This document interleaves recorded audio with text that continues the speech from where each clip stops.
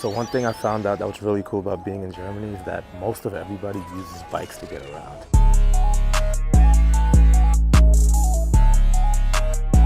It's just one of those things that could compete with public transportation because whether you're running late or just have to go somewhere, you could just hop on a bike. Get a bunch of bikes and ride them around with your friends.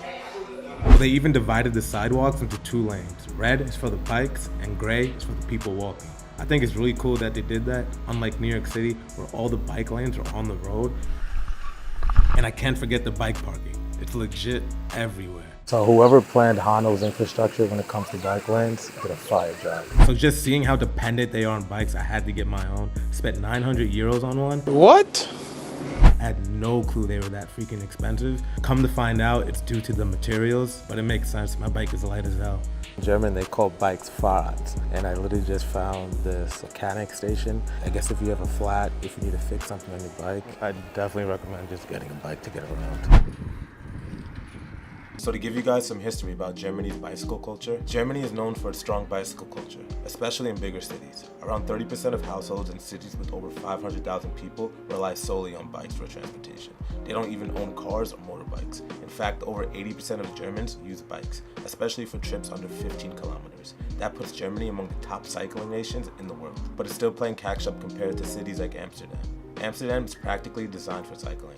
Nearly every route has a dedicated bike lane. The city really promotes cycling and it's seen as better for both people and the environment. They even have parking lots for bikes and trains have extra space so cyclists can easily board with their bikes. When comparing American bike culture to Europe, there's no comparison. We've tried to build a bike-friendly culture in the US, but it often feels half-hearted and falls short. While the numbers of cyclists has grown in recent years, that bike-centric lifestyle we admire in Europe is still out of reach. For example, I saw once a middle school where out of 1,000 students, only 7 or 8 bikes were locked up among dozens of empty bike racks. In Europe, it's different. They have bike lanes, but it's also more about the role bikes play in daily life. Growing up in America, bikes were a big part of my childhood, our primary transportation and a source of freedom. But as we got older, we traded our bikes for cars, and today's generation doesn't even use bikes for their daily commutes like school. Instead, bikes have become toys stored in the garage. It's not just about infrastructure. In Europe, bikes are an essential part of life, while here, they're often seen as an afterthought.